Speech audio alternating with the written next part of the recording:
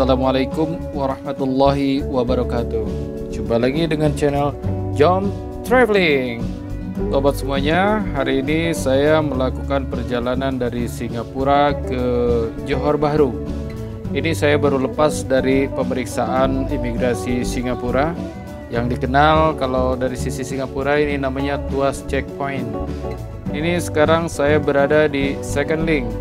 Second Link ini merupakan jembatan atau tautan kedua Singapura Malaysia, yaitu jembatan yang menghubungkan Singapura dan Johor, Malaysia. Di Singapura secara resmi dikenal sebagai Tuas Second Link. Jembatan ini dibangun untuk mengurangi kemacetan lalu lintas di jalan lintas Johor Singapura dan Singapura Johor, dan dibuka untuk lalu lintas pada tanggal 2 Januari tahun 1998. Dibuka secara resmi oleh Perdana Menteri Singapura saat itu Goh Chok Tong bersama Bapak Mahathir Mohamad yang saat itu menjabat sebagai Perdana Menteri Malaysia. Jembatan ini mendukung jalur lalu lintas dua jalur yang menghubungkan Kampung Ladang di Tanjung Kupang, Johor ke Jalan Ahmad Ibrahim, Tuas, Singapura. Dan total panjang jembatan di atas air adalah 1,92 km atau 1,19 mil. Jarak sebenarnya antara kedua pos pemeriksaan kira-kira 6 km atau 3,7 mil. Di sisi Malaysia, jembatan ini terhubung dengan jalan tol tautan kedua atau Lebuh Raya Laluan Kedua Malaysia Singapura.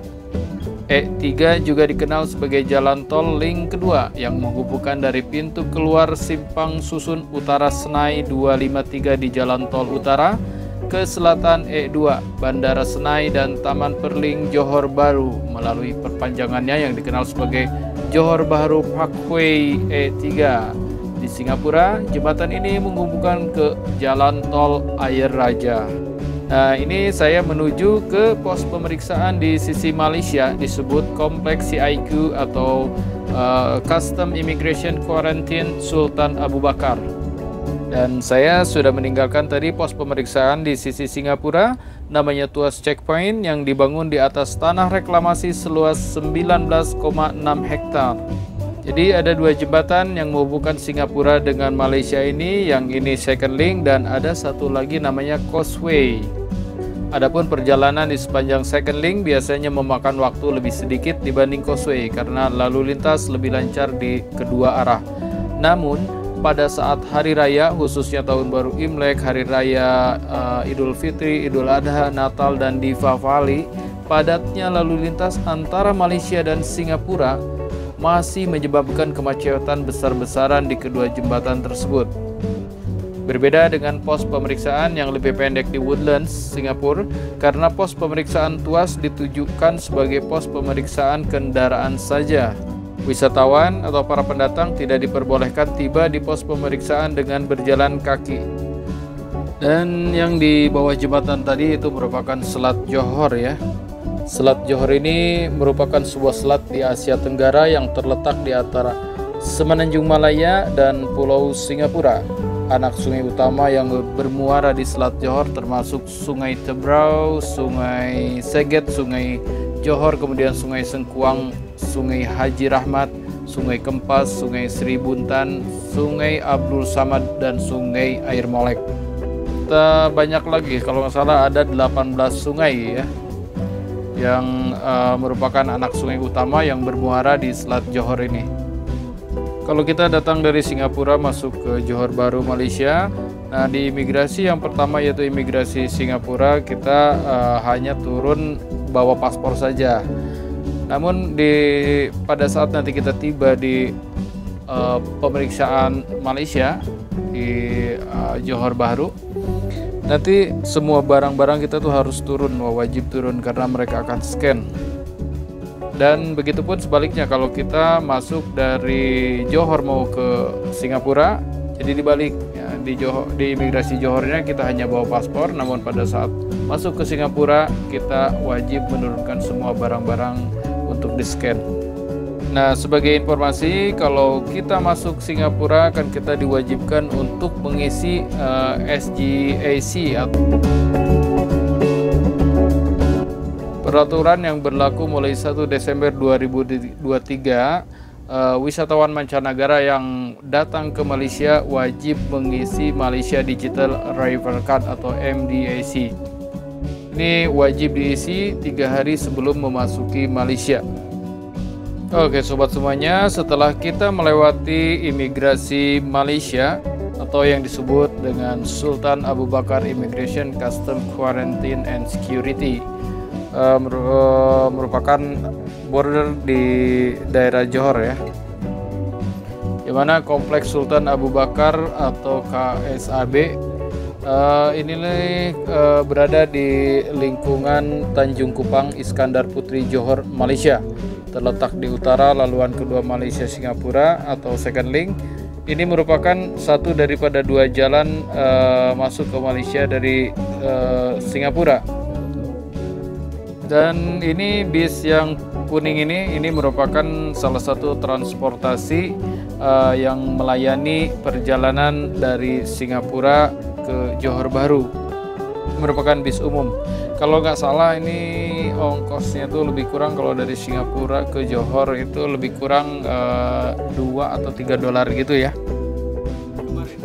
Dari checkpoint Sultan Abu Bakar ini kalau menuju ke area kota itu lebih kurang 30 sampai 45 menit melalui jalan tol Tuas. Dan ini merupakan daerah Tanjung Kupang atau arah ke Iskandar Putri ya. Yang mana Iskandar Putri ini adalah sebuah kota distrik di Johor ya. Yang juga merupakan pusat pemerintahan Johor. Kota ini adalah kota yang paling selatan di semenanjung Malaysia. Iskandar Putri pertama kalinya dibangun pada tahun 2006 dengan nama Nusa Jaya. Sejak Januari tahun 2016 namanya diganti menjadi Iskandar Putri. Iskandar Putri diperintah oleh Balai Kota Iskandar Putri atau dalam bahasa Melayunya Majlis Bandaraya Iskandar Putri yang terletak di daerah Skudai. Wali Kota Iskandar Putri saat ini adalah Adib Azhari bin Daud. Kota ini juga merupakan tempat pusat pemerintahan negara bagian Johor yang terletak di kota Iskandar, di mana kantor Menteri Besar Johor dan kalau kita namakan DPRD ya kalau di Indonesia itu DPRD Johor juga terletak di sini. Dan di kota Iskandar Putri ini memiliki beberapa universitas negeri dan swasta. Salah satunya adalah Universitas Teknologi Malaysia atau UTM ya, UTM ya kalau bahasa Inggris. Di Skudai, kota ini juga memiliki kawasan pendidikan terpadu Edu City. Di daerah Iskandar Putri ini yang paling dikenal yaitu taman bermain di kota, yaitu namanya Legoland ya. Nah itu posisinya di Iskandar Putri, dan juga ada pusat perbelanjaan, ada namanya Anjung Neighborhood Center, kemudian ada masjid besar di situ namanya Masjid Kota Iskandar. Dan juga di daerah Iskandar Putri tersebut ada beberapa restoran, seperti yang ini saya juga menuju ke restoran namanya Mana Cafe ya. Nanti di sana kita akan makan buffet ya, di sana tuh biasanya prasmanan. Nah selain itu di Iskandar Putri itu ada juga ferry terminal namanya Ferry Terminal Putri Harbour yang menghubungkan antara Johor dengan Tanjung Balai Karimun serta Johor dengan Batam. Jadi boleh dibilang untuk untuk Iskandar Putri ini sama halnya seperti dengan Putrajaya yang ada di Kuala Lumpur. Johor ini merupakan bagian daripada negara bagian Malaysia ya, yang mana secara administratif Malaysia ini terbagi menjadi 13 negara bagian dan 3 wilayah federal, Kuala Lumpur, Labuan, dan Putrajaya. Kemudian yang terbagi ke dalam 2 geografis antara semenanjung Malaysia atau Malaysia Barat yang terletak di daratan Asia dan Malaysia Timur yang terletak di Pulau Kalimantan. Hal ini Malaysia dibagi dua bagian besar, yaitu Semenanjung Malaysia dan Malaysia Timur. Ini dikarenakan sejarah penjajahan dan pembagian wilayah di masa lampaunya. Dan yang di Pertuan Agong atau disingkat YDPA adalah gelaran pendek resmi bagi seorang raja di Malaysia. Posisi ini akan digilirkan setiap 5 tahun antara 9 raja-raja di tanah Melayu, yang mana negara-negara bagian di Malaysia ini kan tadi terdiri dari 13 negara bagian ya. Yang pertama ada Johor dengan ibu kota administrasinya Johor Bahru, ibu kotanya Kerajaan Muar. Kemudian ada Kedah ya, ibu kota administrasinya Alor Star, dan juga ada Kelantan. Kemudian ada Melaka, ada Negeri Sembilan, kemudian ada Pahang, Perak, Perlis, Pulau Pinang atau Penang atau Pineng orang bilang ya. Kemudian ada Sabah, ada Sarawak, Selangor, dan yang terakhir ada Terengganu, yang mana ibu kota administrasi untuk Terengganu yaitu Kuala Terengganu, dan ibu kota kerajaannya Kuala Terengganu juga. Dan yang saat ini menjabat sebagai Raja Malaysia resmi yaitu Sultan dari Johor, namanya Sultan Ibrahim Almarhum Sultan Iskandar, yang sekarang kan disebut berarti menjadi yang di Pertuan Agung atau YDPA, yang mulai menjabat mulai dari bulan Oktober tahun 2023 yang lalu ya. Jadi per 5 tahun mereka ada pergantian secara rolling antara negara-negara bagian tersebut. Ini salah satu jalan tol yang ada di Malaysia ya. Jadi Malaysia ini menempati urutan kedua yang mempunyai jalan tol terpanjang di Asia Tenggara ya. Yang pertama itu kan Indonesia. Indonesia mempunyai jalan tol per Agustus 2023 yang lalu itu lebih kurang 2.760 km. Nah sekarang kan sudah banyak lagi dibangun jalan tol, dan itu pasti akan menambah lagi. Nah di urutan kedua itu ada Malaysia. Malaysia mempunyai lebih kurang 2.001 km jalan tol. Yang kemudian disusul di urutan ketiga itu ada Vietnam yang punya jalan tol sepanjang 1.850 km. Sedangkan jalan tol di negara lainnya seperti Filipina, Myanmar masing-masing sekitar 626 km dan 586,7 km. Nah, di bawahnya terdapat negara-negara dengan total panjang jalan tol yang lebih relatif kecil ya, seperti Kamboja dengan 190,6 km, kemudian Singapura dengan 163 km, dan ada Brunei Darussalam dengan 134 km. Karena itu seluruh upaya pembangunan tol di wilayah Asia Tenggara ini mencerminkan komitmen bersama negara-negara Asia Tenggara untuk menyediakan infrastruktur transportasi yang lebih baik. Dan salah satu jalan tol yang terpanjang di Malaysia itu ada namanya Jalan Tol Bukit Kayu Hitam. Jalan tol ini merupakan jalan tol utara selatan atau bahasa Melayunya Lebuh Raya Utara Selatan. Merupakan proyek jalan tol bebas hambatan nasional pertama yang menghubungkan utara dan selatan Semenanjung Malaysia, yang melewati 8 buah negeri, menghubungkan kota-kota utama di bagian barat Semenanjung Malaysia, dan mempermudah jalan tol terpanjang di Malaysia dengan panjang keseluruhannya ini lebih kurang 847,7 km, yang menghubungkan antara Bukit Kayu Hitam dan dihubungkan dengan jalan lintas Pet Kazim di Thailand dan Johor Bahru. Jadi ini jalan tol ini bisa tembus sampai ke perbatasan Thailand.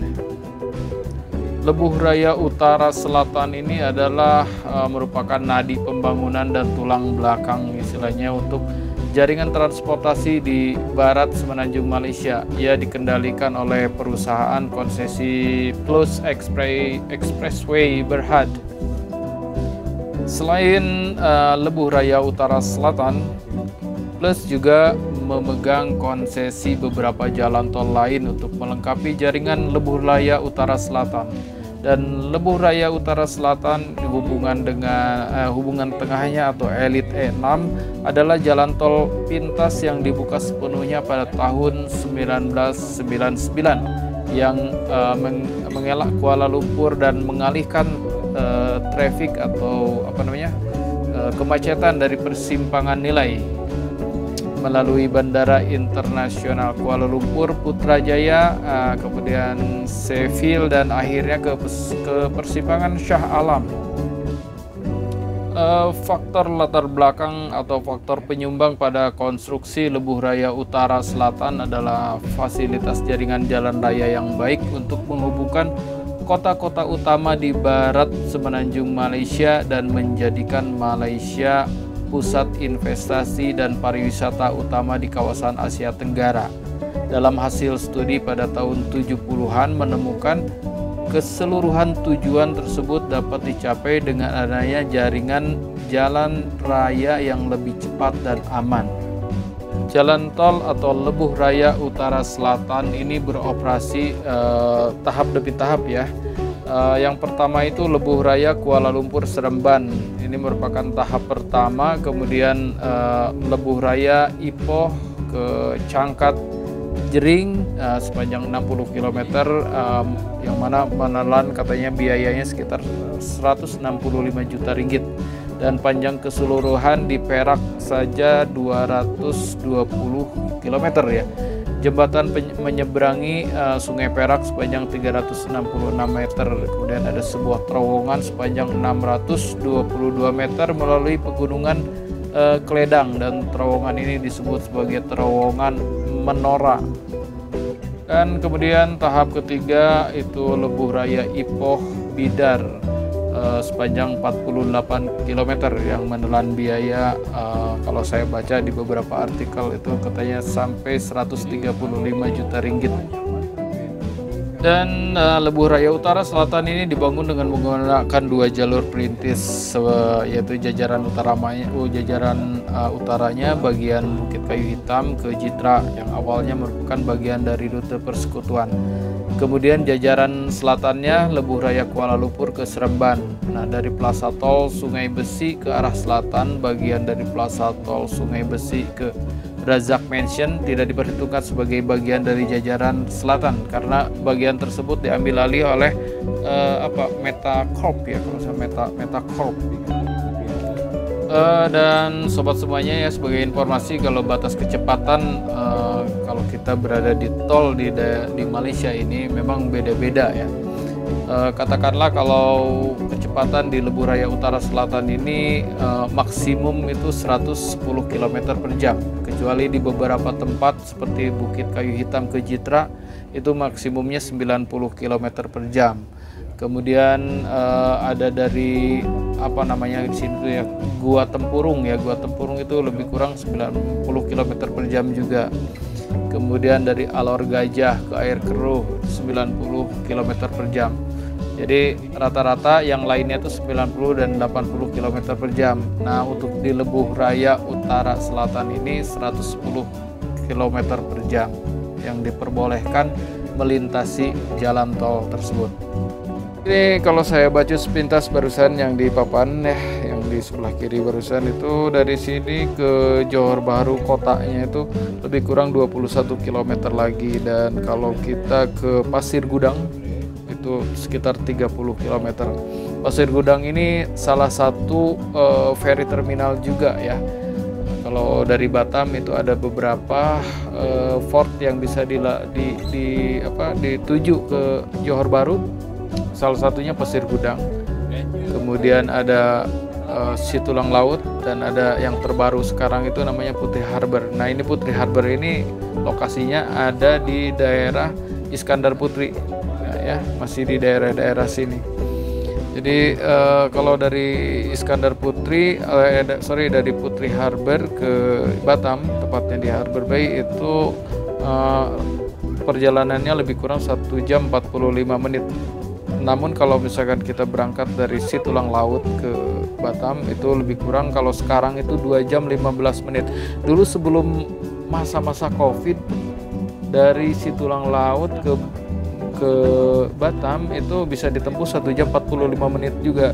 Nah sekarang nggak tahu ya, mungkin ada peraturan lain ya antara Singapura dengan Malaysianya, karena untuk ferry tersebut kan melewati selat ya, Selat Johor dan Selat Malaka kan, sehingga mungkin ada beberapa peraturan baru ya, sehingga tidak bisa ngebut berarti ferrynya ya.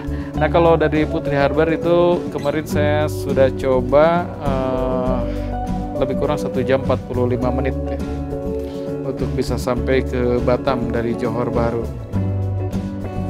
Johor menjadi salah satu kota terkenal di Malaysia. Kota ini penuh dengan budaya dan latar belakang orang-orang yang berbeda. Hampir sama dengan kota di Malaysia lainnya, Johor memiliki deretan universitas terbaik. Universitas di Johor, Malaysia cukup terkenal dan kerap menjadi tujuan studi banyak siswa. Sebuah kota yang berkembang pesat, Johor memodernisasi infrastrukturnya dan telah menjadi negara bagian dengan kota-kota yang sangat maju. Ini adalah rumah bagi EduCity ya, pusat pendidikan internasional yang terintegrasi, dan banyak juga para warga atau pelajar-pelajar dari Indonesia melanjutkan ke Johor, atau sebaliknya dari Johor juga banyak yang melanjutkan ke Indonesia ya. Nah sebagai informasi, apa saja sih universitas yang ada di Johor Malaysia ini? Jadi ada beberapa universitas terkenal di sini yang seperti Universitas Tun Hussein On Malaysia ya. Kemudian ada University Teknologi Malaysia, kemudian ada Shorten University College. Untuk University Tun Hussein On Malaysia, universitas ini dahulu bernama Pusat Latihan Staf Politeknik atau PLSP, yang berdiri pada tanggal 16 September tahun 93 ya. Bisnis inti PLSP ini saat itu adalah melatih dan menghasilkan tenaga akademik politeknik agar memiliki pengetahuan dan keterampilan di berbagai bidang teknik. Lembaga pendidikan ini dikelola bersama oleh Universitas Teknologi Malaysia atau UTM dan Kementerian Pendidikan Malaysia. Namun 3 tahun kemudian PLSP ini meningkatkan menjadi Institut Teknologi Tun Hussein On atau ITTHO ya. Dato Sri Muhammad Najib bin Tun Abdul Razak yang saat itu menjabat Menteri Pendidikan membuat pengumuman resmi status baru pada 12 April tahun 96. Dan ada juga selain universitas-universitas tadi, ada juga yang ada di Johor itu, tepatnya yang di daerah Medini ya, masih daerah Iskandar. Itu ada namanya Universitas Raffles atau Raffles University, yang mana ini merupakan satu payung kali ya dengan yang ada di Singapura juga ya, ada namanya Raffles University.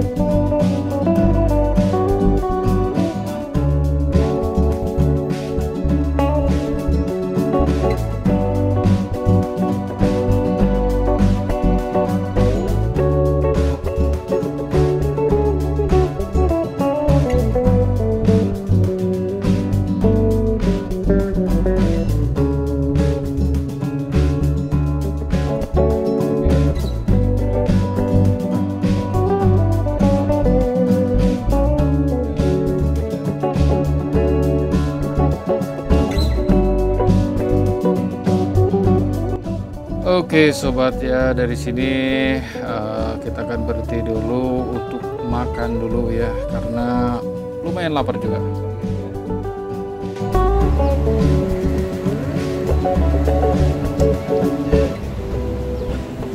Halo Ibu, hati-hati turunnya ya. Jadi kita makan di Mana Cafe namanya ya.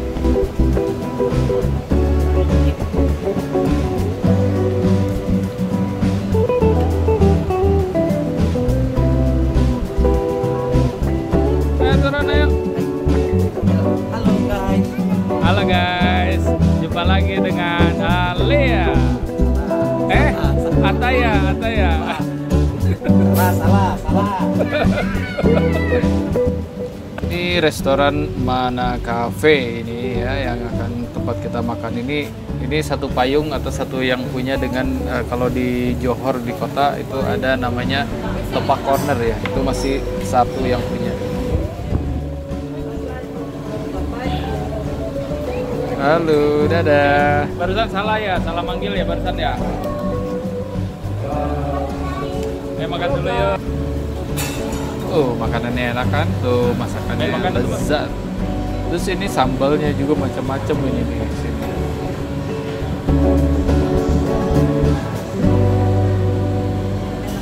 Enak.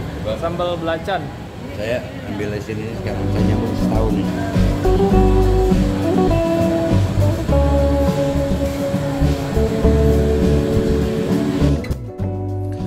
Oke sobat, saatnya sekarang untuk beristirahat dulu ini di hotel ya. Kita nginap, saya nginap di St. Giles Southkey atau ST Giles Southkey Hotel ya. Merupakan salah satu hotel terbaru di Johor Bahru ya. Itu bagian dari kompleks Mint Valley Southkey yang mencakup mall retail, kemudian pusat pameran dan menara komersial, melayani kebutuhan perjalanan bisnis, rekreasi dan gaya hidup yang terus berkembang di Johor ini Bahru ini ya. Dan ini koridor hotelnya ya, nampak rapih ya. Ini untuk lift dan kita bisa lihat view keluar. Seperti halnya tadi saya lihat view dari jendela kamar ya. Ini semuanya lantainya itu ada 28 lantai, yang mana di lantai 28 itu ada cafe juga, kemudian ada kolam renang ya. Dan ini lobbynya ya untuk Southkey atau St. Giles Southkey Hotel. Atau orang bilang juga namanya ST Giles ya. Jadi mana yang enak diucapkan saja ya. Ada yang bilang St. Giles, ada yang ST Giles. Dan hotel ini tersambung atau terkoneksi langsung dengan mall namanya Southkey Mint Valley ya. Jadi kalau kita mau ke mall, turun dari lift itu, kemudian kita mengarah ke arah sebelah kanan. Nah, ini di sebelah kanan ini ada pintu ya, ada pintu untuk keluar dari hotel dan masuk ke mall langsung ya. Dan di mall itu cukup luas ya mallnya. Kalau saya lihat sih mallnya cukup luxe juga, artinya mereka menjual barang-barangnya pun cukup bagus ya, barang-barang yang bagus, artinya harga-harganya pun tergolong agak tinggi saya lihat. Tapi ya sebanding lah dengan kualitas barang mungkin ya. Nah untuk yang di bawah nih, kalau ke ground floor-nya, ke bawahnya itu ya, itu di situ banyak makanan-makanan ya, mulai dari makanan-makanan instan, kemudian makanan-makanan sampai mie rebus juga ada nampaknya situ ya. Kita bisa juga sih pesan melalui GrabFood ya, diantar nanti dia ke kamar. Tapi lebih senang kita turun ke bawah langsung ya, biar bisa milih langsung kan. Ada macam-macam makanan lah di bawah itu. Nah ini masih lantai ini ada San Francisco Coffee ya. Kemudian arah keluar ini agak gelap juga.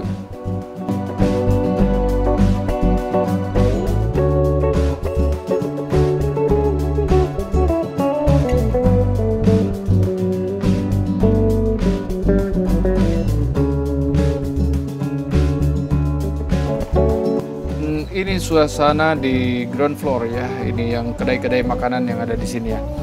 Oke sobat semuanya ya, terima kasih sudah menonton video ini. Jangan lupa support terus channel Jom Traveling. Terima kasih. Wassalamualaikum warahmatullahi wabarakatuh. Sampai jumpa di video selanjutnya.